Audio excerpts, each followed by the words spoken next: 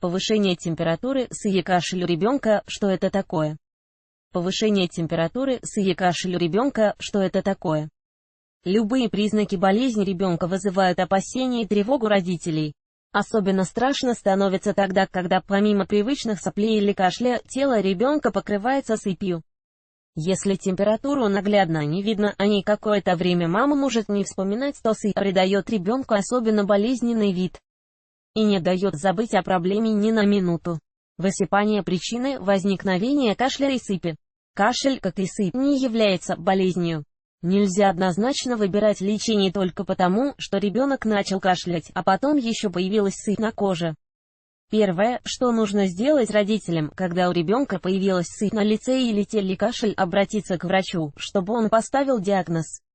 Только специалист сможет определить причину возникновения комплекса симптомов.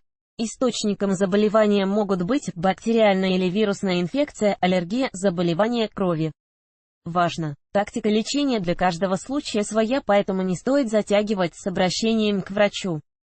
Инфекционные высыпания. В природе существует множество вирусов и бактерий, являющихся возбудителями заболеваний, которые проявляются комплексом симптомов, включающих одновременно кашель и высыпание на коже.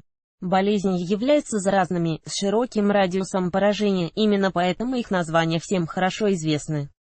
Среди вирусных инфекций, сопровождаемых высыпаниями, можно выделить корь, краснуху, ветрянку, внезапную экзантему. Особенность лечения вирусных инфекций заключается в том, что лечить их в основном нечем. Медицина перед вирусами в подавляющем большинстве случаев бессильна. Исключение составляет лишь ветряная оспа и герпес, как разновидность ветрянки. Только против этого вируса удалось создать препарат. С остальными организму придется бороться самостоятельно, если заранее не сделать прививку. Следует отметить, в детском возрасте эти заболевания переносятся значительно легче, чем во взрослом. Поэтому взрослым, не болевшим, например, ветрянкой, в детстве, целесообразно сделать от нее прививку, потому как форма, в которой будет протекать заболевание, может оказаться смертельно тяжелой. Бактерии вызывают ряд других, не менее известных инфекций: скарлатину, менингит, брюшной тиф. Спасаться от бактериальных инфекций разумнее с помощью специальных препаратов, антибиотиков, которые в кратчайшие сроки поборют возбудителя. Вакцина важна. От многих опасных бактериальных инфекций также существуют вакцины. Неразумно рисковать жизнью ребенка, отказываясь от прививок, так как некоторые из них инфекции могут за считанные часы превратить ребенка в инвалида или вовсе лишить его жизни. Сыпь неинфекционного характера. Сыпь, не связанная с внешними возбудителями микробами, может быть проявлением аллергической реакции. Чаще всего кожа так реагирует на пищу или физический контакт с аллергеном. Например, часто можно увидеть красными щеки, ягодицы, внутреннюю поверхность локтевых суставов после злоупотребления сладким, цитрусами или белковой пищей. Контактный дерматит может проявиться после того, как кожа ребенка терлась о ткань, окрашенную агрессивными красителями, или, если на малыша надели синтетические, недышащие вещи. В комплексе с кашлем, вероятнее всего, проявится аллергия на стиральные средства, которыми обрабатывали детское белье. Отдушки вызовут спазм дыхательных путей или спровоцируют раздражение слизистых оболочек, из-за чего возникнет кашель, а кожа от контакта с тканью, на которой осталась химия, покраснеет и образуется сыпь. Когда внезапно возникли сыпь и кашель у ребенка, что это именно аллергическая реакция, родители не всегда могут сообразить. Самым частым продуктом, вызывающим сухой и раздражающий кашель, сопровождаемый сыпью, является мед. Он своей сладостью и входящими в состав компонентами раздражает слизистые оболочки даже взрослых людей, сложный состав природного происхождения нередко становится провокатором дерматитов. Малыш имеет как отличить аллергию от инфекции. Основные отличия аллергических реакций от инфекционных болезней приведены в таблице ниже. Различия аллергических и инфекционных заболеваний. Внимание! Если родители отметили аллергическую реакцию ребенка на какой-то продукт, нужно быть внимательным с его применением, так как каждая следующая реакция организма на него может быть гораздо более выраженной, чем предыдущие. О возможных заболеваниях. Опытный врач, проанализировав все обстоятельства и первичные симптомы, сможет быстро поставить диагноз и назначить лечение. Краснуха. Исходя из самого названия, несложно догадаться, что первый признак краснухи – покраснение. Сыпь. Мелкое и неяркое пятна не сливаются воедино. Появляются сначала на лице, уже через несколько часов рассыпаются по всему телу.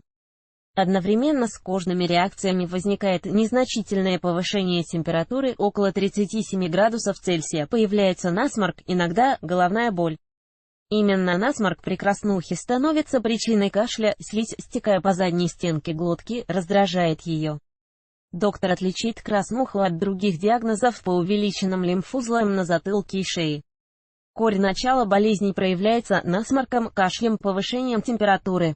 Отличительная особенность – воспаление глаз в виде слезотечения, покраснение, опухание век. Сыпь появляется на 3-6 день после проявления первых симптомов, преимущественно за ушами и на лице. Она постепенно спускается по телу и через пару-тройку дней покрывает ноги. Скарлатина. Первыми симптомами становится боль в горле и существенное повышение температуры. Спустя некоторое количество часов на теле появляется яркая сыпь, которая состоит будто из двух частей, неяркого фона и ярких точек. Особенно обильно высыпание на боках, а также сгибах рук и ног. Характерные отличия сыпи: на лице яркие щеки контрастируют с белым носогубным треугольником. Язык приобретает ярко-малиновый оттенок, а его сосочки заметно увеличиваются в размерах. Миндаленно-красный, с гнойным налетом. Кожа при скарлатине становится сухой и грубой, к концу болезни шелушится. Это связано с тем, что гибнет огромное количество клеток эпидермиса. Внимание! Сыпь, кашель и температура у ребенка чаще всего возникают именно из-за скарлатины. Ветряная оспа – популярная вирусная сыпь, поражающая все тело, сопровождается слабостью, головными болями и температурой.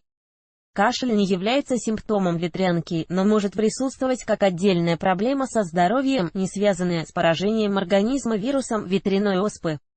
Ветрянка, аллергический бронхит, поражение слизистых оболочек нижних дыхательных путей происходит при вдыхании воздуха с примесями табачного дыма, пыли, паров, химикатов, частиц ароматизатора.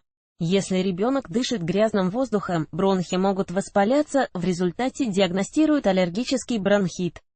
Сыпью бронхит не сопровождается. Однако, если ребенку успели дать лекарство, на которое возникла аллергическая реакция, вполне вероятно одновременное проявление симптомов аллергического кашля и сыпи. Кашель и глисты. В диагностике поражения человеческого организма гельминтами не существует признаков, однозначно определяющих связь между наличием у человека глистов и кашля.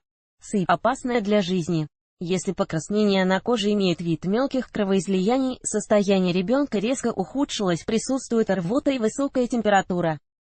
Нужно как можно скорее доставить ребенка в больницу. Это типичные симптомы менингококковой инфекции, менингита. Согласно медицинской статистике, с момента появления симптомов до летального исхода может пройти всего несколько часов. Чего делать нельзя? Первое, что должны помнить здравомыслящие родители: любую сыпь нужно показывать врачу. Хотя бы потому, что лечение зависит от диагноза, а сыпь – это симптом, но не диагноз. Важно также знать, что при ветрянке ни в коем случае нельзя сбивать температуру аспирином. Сам по себе аспирин не опасен, но именно в сочетании с ветрянкой дает серьезные осложнения. У родителей есть прекрасная возможность оградить ребенка от контактного дерматита и аллергического бронхита. Для этого достаточно не использовать агрессивную химию при уборке помещения и одевать малыша в одежду из натуральных тканей и нейтральных цветов.